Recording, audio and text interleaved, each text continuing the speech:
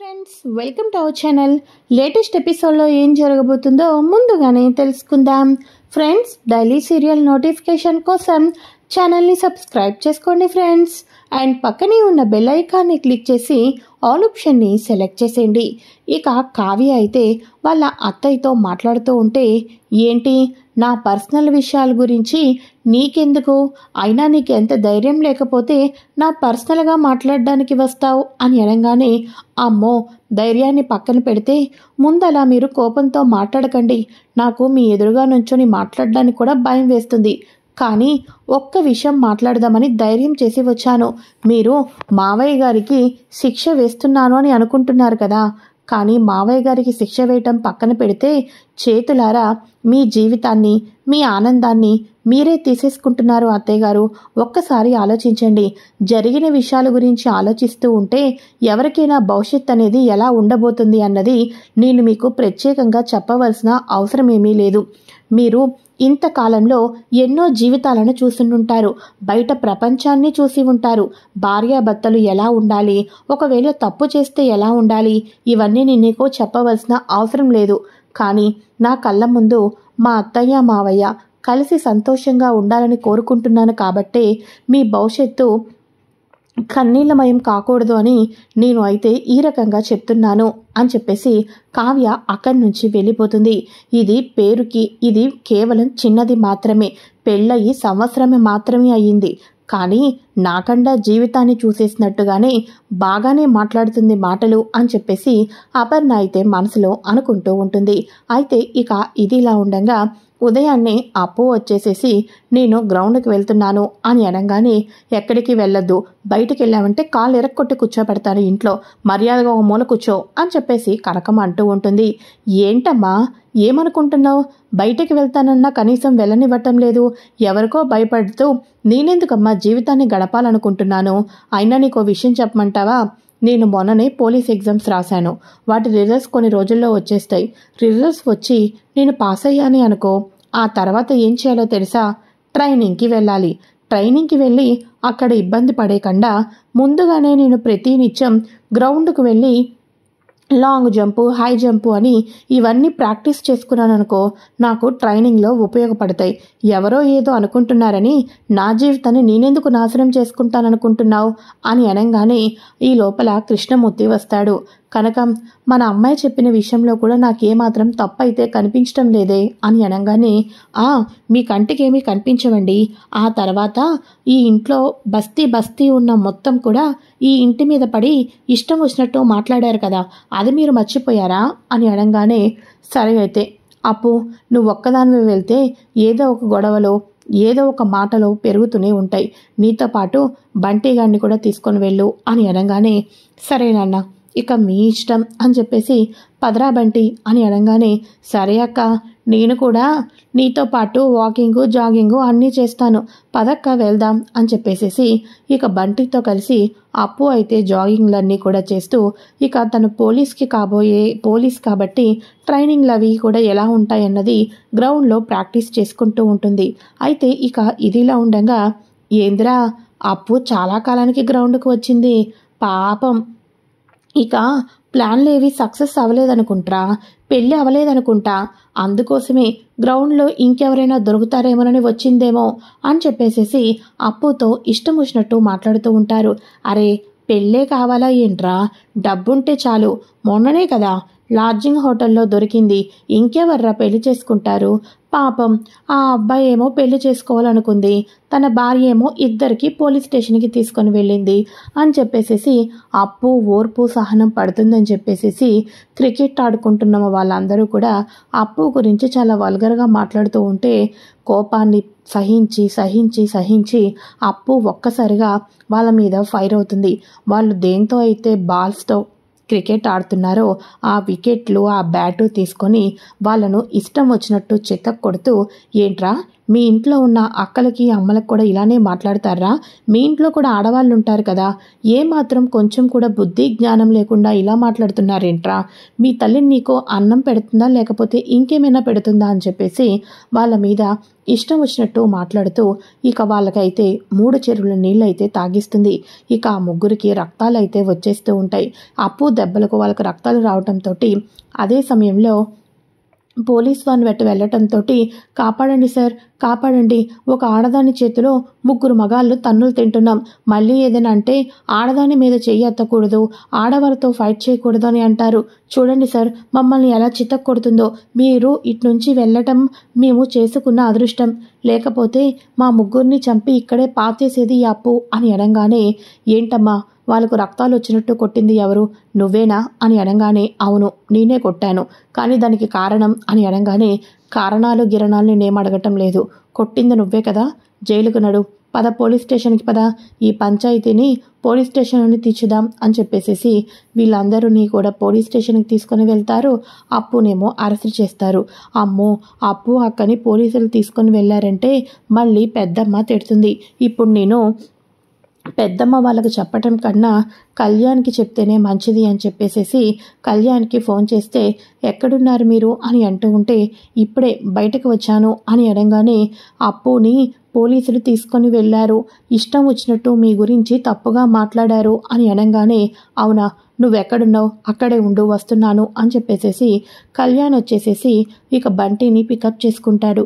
బంటి కళ్యాణ్ ఇద్దరు కూడా తిన్నగా పోలీస్ స్టేషన్కి వెళ్ళగానే, ఇదిగో వీళ్ళే నీకు ఉన్ను అప్పుకి మధ్య ఉన్న సంబంధం గురించి నోటికి ఇష్టం వచ్చినట్టు మాట్లాడారు అని అనగానే, ఎవరు వీళ్ళేనా, ఏరా నోటికి ఇష్టం వచ్చినట్టు ఎలా మాట్లాడతారా, ఇప్పటికే నా స్నేహితురాలు నా మూలాన ఎంతో బాధ అనుభవిస్తుంది అనుకుంటుంటుంటే ఇంకా ఇంకా ఇంకా ఎందుకు అలా బాధ పెడుతున్నారు, అభం శుభం తెలియని ఒక ఆడపిల్ల మీద ఎందుకు అనవసరమైన నిందలు వేస్తున్నారు, అసలు మీరు మనుషులేనా లేకపోతే మనుషుల రూపంలో ఉన్న మృగాలా అని చెప్పేసేసి కళ్యాణ్ అయితే వాళ్లకు పోలీస్ స్టేషన్లో పోలీస్ ఎదురుగానే ఇష్టం వచ్చినట్టు కొడుతూ ఉంటే, చట్టాన్ని ఎవరు చేతుల్లోకి తీసుకోకూడదు సార్, కూల్ డౌన్, అయినా మీరేంటి మా కళ్ళ ముందే వాళ్ళ మీద చేయి ఎత్తుతున్నారు అని చెప్పేసేసి కళ్యాణ్కి ఆపమన్నా ఆపరు. ఈ లోపంలో పోలీసులు అటు ఇటు లాగుతూ ఉండగా కళ్యాణ్ వచ్చేసేసి ఆ ఏడిపించిన వాళ్ళని కొడదామనుకునే లోపలికి పోలీసులు లాగటంతో కళ్యాణ్ చేయి వెళ్ళి పోలీసులకైతే తాగుతుంది. ఏంటి నన్నే కొడతావా, డ్యూటీలో ఉన్న ఒక పోలీస్ ఆఫీసర్ మీద చేయి చేసుకుంటావా అని అనగానే, సార్ మీరు ఇవన్నీ చూస్తున్నారు, ఒక ఆడపిల్ల మీద నిందలు వేస్తున్నారే, అదెందుకు మీరు పట్టించుకోవటం లేదు, అదెందుకు మీ చట్టానికి కనిపించటం లేదు అని కళ్యాణ్ అంటూ ఉంటే, నా ఒంటి మీద చేయి వేసి సారీ కూడా చెప్పకోకుండా రూల్స్ మాట్లాడుతున్నావురా, రూల్స్ నువ్వు, నీ సంగతి చెప్తానుండు అని చెప్పేసేసి అప్పుని అయితే అప్పు ఉన్న జైల్లోనే కళ్యాణ్కి కూడా వేసేయటం జరుగుతుంది. ఇక వెంటనే ఈ విషయం తెలుసుకుంటా పోలీసులు ఇప్పుడే ఈ విషయం కళ్యాణ్ అరెస్ట్ అయిన విషయం రాజుకు చెప్పడం కోసం రాజుకైతే ఫోన్ చేస్తారు. ఒక్కసారిగా కళ్యాణ్ని అరెస్ట్ చేశాం అని అనగానే, అవునా ఎందుకోసం అని అనగానే, డ్యూటీలో ఉన్న ఒక పోలీస్ ఆఫీసర్ మీద చేయి చేసుకున్నాడు కాబట్టి అని అనగానే, ఒక్కసారిగా కావ్యరాజు ఇద్దరు కంగారు పడిపోతూ తిన్నగా పోలీస్ స్టేషన్కి అయితే వస్తారు. పోలీస్ స్టేషన్కి రాగానే ఇక రాజ్ రాంగటంతో, చూడండి సార్, వాడేదో కావాలని చేయలేదు, దయచేసి వాడిని వదిలేసిండి, వాడు ఇప్పుడే చాలా బాధతో బతుకుతున్నాడు అని అంటూ ఉంటే ఇక వెంటనే కళ్యాణ్ కూడా సారీ చెప్పడంతో ముందు అతన్ని అయితే వదిలిపెట్టండి అని అంటూ ఉంటే అప్పుడు కావ్య కూడా వీళ్ళు ఇష్టం వచ్చినట్టు మాట్లాడుతున్నారు, నిజం చెప్పాలి అంటే వీళ్ళిద్దరికీ ఏ సంబంధం లేదు, ఒక ఆడపిల్ల తను కాపాడుకోవటం కోసం ఫైట్ చేస్తే మీరు శభాషణాలు కానీ ఒక మగపిల్లల మాట విని ఆడపిల్లను జైలుకు పంపించడం మీరు ఎంతవరకు కరెక్ట్ అనుకుంటున్నారు సార్ అని అనగానే, ఇక అప్పుడు బంటి అసలు ఏం జరిగిందంటే సార్ అని చెప్పేసేసి సాక్ష్యంగా అక్కడ ఉంటాడు కదా, బంటి పోలీసులకు జరిగిందంతా చెప్పడంతో అప్పుని కూడా రిలీజ్ చేస్తారు. ఇక వెంటనే అప్పుడు పోలీస్ ఆఫీసర్, చూడండి బాబు, మీ ఇద్దరి మధ్య ఫ్రెండ్షిప్ ఉందనుకోవచ్చు, ఇప్పుడు నీ మూలాన ఆ అమ్మాయి జీవితం నాశనమైపోయింది, ఇప్పుడు 3 మగవాళ్ళ నోరులో మోయించారు, కాలనీ వాసుల నోరంతా మోయించారు, ఎక్కడికి వెళ్ళినా ఇటువంటి ప్రమాదాలే జరుగుతూ ఉంటాయి, కాబట్టి ఫ్రెండ్షిప్ అనేది ఎంతవరకు ఉండాలో అంతవరకే ఉండాలి. లేకపోతే ఇదిగో ఈరోజు ఆడపిల్లకు అన్యాయం జరిగిందని నేను తెలుసుకోలేకపోయాను. ఆ ఆడపిల్ల జీవితం నీ కారణంగా నాశనం అయిపోయినట్టే కదా. ఇప్పటికైనా మీరు దూరంగా ఉంటే ఆ అమ్మాయి భవిష్యత్తుకి బాగుంటుంది, నీ భవిష్యత్తుకి బాగుంటుంది. ఒక పోలీస్ ఆఫీసర్గా, మంచి చేసే ఒక వ్యక్తిగా ఇదే చెప్పగలను. ఆ అమ్మాయిని నువ్వు వదిలిపెడితేనే మీ మీద ఉన్న రూమర్స్ అన్నీ తొలగిపోతాయి. ఆ అమ్మాయిని నువ్వు పూర్తిగా వదిలిపెట్టాలి. అప్పుడే ఆ అమ్మాయి జీవితం బాగుంటుంది అని పోలీసులు కూడా చెప్పడంతో అప్పుని వదిలిపెడితేనే బాగుంటుంది, అప్పుకి పెళ్లి కాదు, నా మూలాన అప్పుకి పెళ్లి కాకపోవడం ఏంటి, ఇవన్నీ కూడా కళ్యాణ్ భరించలేడు. ఇప్పుడే నా తప్పును నేను భర్తీ చేసుకుంటాను ఆఫీసర్ అని అనగానే, ఏం భర్తీ చేసుకుంటావో మాకు అర్థం కావటం లేదే అని అనగానే, నా కారణం చేత అన్యాయంగా ఒక ఆడపిల్ల జీవితం నాశనం కాకూడదు అని చెప్పేసేసి కళ్యాణ్ గబా బయటకైతే వస్తాడు. ఇక అక్కడ ఒక చెట్టు కింద అమ్మవారి విగ్రహానికి పసుపు కొమ్ము ఉంటే ఆ పసుపు కొమ్మును తీసుకుని వచ్చి కళ్యాణ్ ఆ తాలిబొట్టును కావ్యరాజులు చూస్తూ ఉండగా, పోలీస్ ఆఫీసర్ చూస్తూ ఉండగానే అప్పు మెడలో అయితే 3 ముళ్ళు వేసేస్తాడు. అందరూ ఒక్కసారిగా షాక్ అయిపోతారు. అరే కళ్యాణ్, ఏం చేస్తున్నావు నువ్వు అని అప్పు అంటూ ఉంటే, ప్రతి ఒక్కరి నోర్లు మూయించాలి అంటే నాకు సమాధానం దొరకలేదు అప్పు. నేను తప్పు చేస్తాను, ఒప్పు చేస్తాను అనవసరం. నా కారణం చేత నీకు జీవితంలో ప్రాబ్లమ్స్ రాకూడదు. అందరి నోర్లు మూయించటం చాలా కష్టమని అర్థమైంది. అందరి నోర్లకి సమస్యకి పరిష్కారం, నోర్లు మూయించే సమాధానం ఏంటి అంటే ఇదొక్కటే అని నాకు అర్థమైంది. అందుకని తప్పో ఒప్పో నాకు తెలియదు. అప్పు ఇక నుంచి ఎవరితోనూ మాటలు పడకూడదు. అప్పు సంతోషంగా ఉండటం కోసమే నేను ఈ తాళిబొట్టుని కట్టేశాను అని చెప్పేసి కళ్యాణ్ చెప్పంగానే కావ్యరాజులు ఇద్దరు కూడా షాక్ అయిపోతారు. ఇక వెంటనే మా పోలీస్ స్టేషన్లోనే నీ పెళ్లి కూడా అయిపోయింది కాబట్టి ఈ పెళ్లిని ఎవరు కాదని కూడా అనలేరు. మీరు చట్టపరంగా కూడా భార్యాభర్తలు అయిపోయారు అని చెప్పేసి అనగానే ఒక్కసారిగా రాజ్, తెలిసి చేశావో ఆవేశంలో చేశావో కానీ పెళ్ళైతే అయిపోయింది. ఈ విషయం ఇప్పుడు ఇంట్లో వాళ్ళకి చెప్పాలి. పదండి వెళ్దాం అని అనగానే కావ్యరాజులు ఇద్దరిని కూడా కళ్యాణ్ అంటూ ఉంటాడు. మీరు పదండి అన్నయ్య, నేను వచ్చేస్తున్నాను, అప్పును తీసుకొని వస్తాను అని చెప్పేసేసి వాళ్ళిద్దరూ కారులో వెళ్ళిపోతూ ఉంటే కళ్యాణ్ వచ్చినప్పుడు బైక్ వేసుకొస్తాడు కదా, ఆ బైక్ మీద అప్పును పట్టుకొని ఇంటికైతే వెళ్తూ ఉంటారు. కావ్యరాజు వాళ్ళు ఇప్పుడు ఇంట్లో ఏం జరుగుతుందో ఏంటో అని అనుకుంటూ ఉంటారు. ఈ పెళ్ళేదో ముందు అనామికతో కాకుండా అప్పుతో జరిగిపోతే ఈరోజు ఇన్ని గొడవలు ఉండేవి కాదు కదా కళావతి అని అంటూ రాజ్ అయితే ఇంటికైతే వెళ్తాడు. అయితే కళ్యాణ్ వాళ్ళ గురించి ఏంట్రా గబా వెళ్ళారు, సమాధానం చెప్పండ్రా అని అంటూ ఉంటే చెప్పాల్సిన అవసరం లేదు, చూపిస్తానుండండి అని చెప్పేసి కావ్యరాజు వాళ్ళు కళ్యాణ్ వాళ్ళ కోసం వెయిట్ చేస్తూ ఉంటారు. అయితే కళ్యాణ్ అప్పు కూడా అలా డ్రైవ్ చేసుకుంటూ ఉండగా ఒక లారీ వచ్చి వీళ్ళకైతే డాష్ ఇస్తుంది. ఆన్ ది స్పాట్ అక్కడికక్కడే పడిపోతారు.